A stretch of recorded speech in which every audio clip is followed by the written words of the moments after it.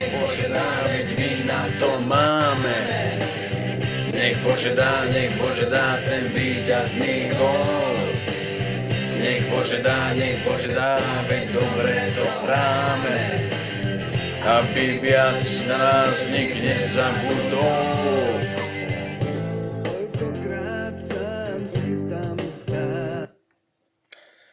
Takže opäť zdravím všetkých fanúšikov slovenského hokeja. Táto pesnička určite tkvie v pamäti každého slovenského fanúšika slovenského hokeja. I teraz, i vždycky, i na veky vekov hokejovému amen. Šampionát sa nám rozbieha ako ruský parný valec, však Ferry Molnár. Niektoré zápasy boli fakt, že zaujímavé zo začiatku.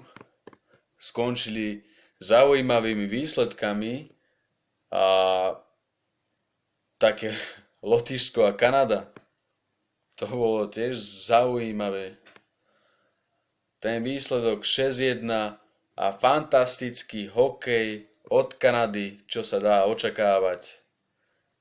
Bolo aj do bodky splnené, takže Kanada go to the finále, ale s kým? To už bude otázne. Ale Kanada musí mať finále. To je jednoznačné. Ale keďže toto video je zamerané len na slovenský hokej, tak poďme k tým jednotlivým zápasom, ktoré sa odohrali v sobotu a v nedeľu. Zápasy, ktoré boli pre nás povinnou jazdou, sú už viac menej vyrovnané. No hlavné je, že sme v obidvoch zápasoch vydolovali výhru, čo je pre nás dobrá správa. No mohlo to skončiť aj inak. Ale skončilo to pre nás veľmi pozitívne, aj keď s Dánskom to mohlo byť za 3 body a nie za 2. Ale ten zápas bol dosť taký, či už z Dánska, alebo z našej strany, dosť taký zaujímavý. Či Dáni dali najskôr gól, my sme dali, potom sme zase my dali, Dáni dorovnali, potom sme sa my dostali na koňa a potom Dáni skorovali ku koncu, čo nás zaviedlo do predĺženia. Predĺženie nič neukázalo a prišli nájazdy.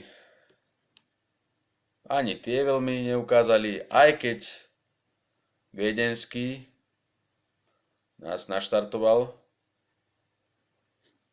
No a potom rozhodol fantastický Marko Daňo. Ten, čo si dovolil na Galbraitha, bolo niečo neskutočné. Ten puk vymiešal pred tým brankárom, že ten je doteraz ešte mimo stolu.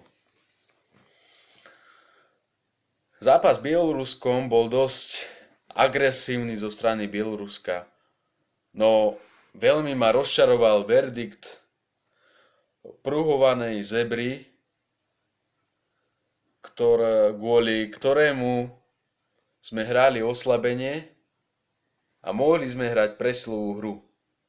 Kebyže tú presilovú hru hráme, tak určite by sa niečo podarilo, lebo už pred týmto verdiktom sme predvádzali taký tlak na Bielorusov, lenže čo by to boli za rozhodcovia, čo by nepomohli hokejistom z Bieloruska.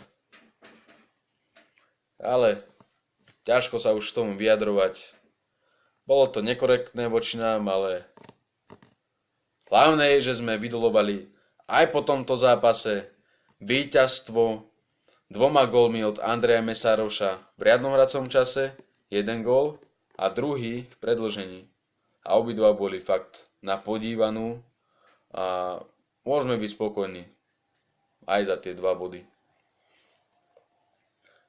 V ďalších dňoch nás čakajú 2 zápasy proti Slovinsku a Norsku.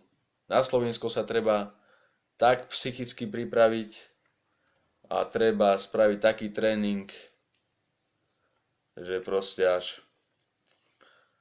Treba si hlavne pozor dávať na hráča menom Anži Kopitar, ktorý dosť hviezdil aj na olympiáde v Soči, kde ste určite počuli od komentátorov Anži Kopitar v obrane, Anži Kopitar v útoku. Proste Anži Kopitar bol všade. Proste nevedel si ho niekto ustrážiť. No ale máme v týme Mariana Gáboríka a ten pozná silné aj slabé stránky Anžiho Kopitara. Tak som zvedavý, aký recept dá Vujtek na hráčov zo Slovenska. A dúfam, že im niečo ukážeme z našej slovenskej kuchyne.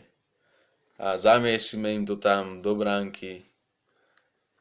A strelecký účet nech sa otvorí konečne aj útočníkom.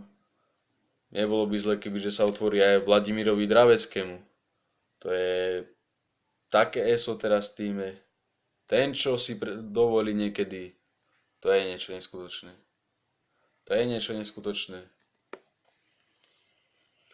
Poďme si pozrieť niektoré zaujímavé momenty z predchádzajúcich dvoch zápasov. Co k tomuto chybělo? Asi víc štěstí.